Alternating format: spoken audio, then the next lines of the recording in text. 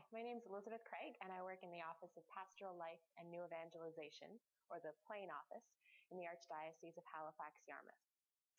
So we've talked a little bit about how phase one of our pastoral planning process is all about getting a baseline assessment of your parish. Our goal for this phase is that every pastor and his team will have a really clear picture of what's happening at the parish level. It's, as John said in video number 1, if you watched that, it's all about a parish-based process supported by the diocese. So the goal is that by the end of this, you'll know exactly what's happening in your parish. And we've developed some tools to help you do this, and I'm going to go through 2 of them right now, the Ministry Assessment Report and the Parish Statistics Worksheet. Ministry assessment reports are probably the first task that your parish team is going to do for this process. You'll want one report completed by every ministry in your parish, and they will be completed by the ministry itself, by the coordinator of the ministry, or some other volunteer who's involved and knowledgeable enough about the ministry and its services to answer all the questions. There is a pretty broad mix of questions. Some are very straightforward. What's the name of the ministry? Who's the contact person? What's the main service you offer?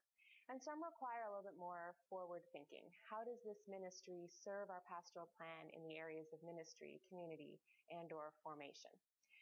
So it's probably something you'll want to work together on within the ministry to make sure you have all of the bases covered and you really know what's happening. These will all be submitted by the ministries to your parish team, and from there, you'll submit them to your plain office contact by January 30th. It will be important in your parish to set an internal parish deadline when you need all the reports submitted to you, and give yourself some time to go through them all, make sure they're all there, and track down any of the latecomers before you submit them to us at the diocese. All of the reports need to be submitted typed electronically, so if any of the ministries are not able to do this themselves, that's something the parish team can assist with. So we know this is going to be a lot of work, a lot of coordination, but it's a very important part of this first phase, and it will have a lot of benefits to you and to the whole diocese. For one thing, as we keep saying, this is what's really going to show you what's happening at your parish level. What are you doing? What are you already doing well? What could you maybe use a little more work on? The pastor will know exactly what's happening, which is good for its own sake, but also very important as we get into our next phase of pastoral planning. Because these will all be submitted through the diocese and collected in aggregate, it will also help Archbishop Mancini and the diocesan staff to know where the parishes are and what support they need. It will really help us better support you through our October training days and our Assemblies of the People of God every year. So we'll know what you need and we'll be able to better provide it. It's also a really good way to begin some regional cooperation where appropriate. A lot of parishes have said that they like the idea of working together, but it's sometimes really hard to know where to start, how to work together, in what areas that would be beneficial.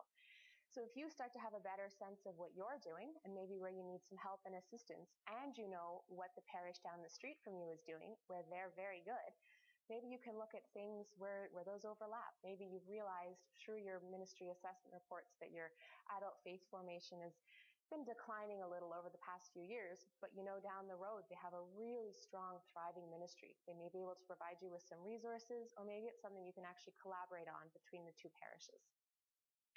And lastly, this is a tool for discernment in the ministry. We're talking about it a lot as a tool for data collection, and it certainly does fill that role. But it's also a way for your individual ministries to get better at planning their year and looking at how what they do supports the mission of the church. Now, some ministries are already very familiar with this process, but for those that aren't, this is going to be a very good tool to get them going down this road, so we're all working together to further the mission of our church. Now I'm going to talk a little bit about the Parish Statistics Worksheet. As you probably know, our diocese already collects statistics every year from every parish. And these are mainly sacramental statistics, and we collect them because we have to send them on to Rome every year. So we'll continue doing that, but we're going to expand this process a little bit to provide a broader picture of your parish.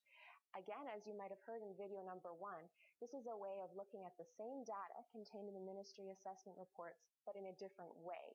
This data is the life of your parish, and we'll have it in a narrative form and also in a more numerical, statistical form with this second portion.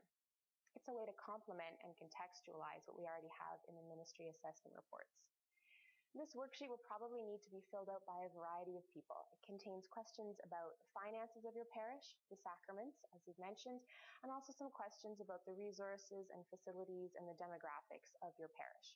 There may not be one person in your parish right now who knows all those things, so you may have to work together on it. But one of the good things is that by collecting all this, very soon there'll be many people in your parish who will know all of these things about the life of your local community. We've tried to make the worksheet very user-friendly. You'll notice, for example, that in the financial section, we actually describe the exact account code we're referencing.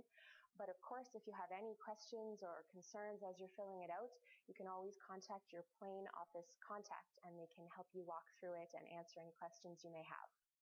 Like the ministry assessment reports, this worksheet is going to be due into the plain office by January 30th, 2015.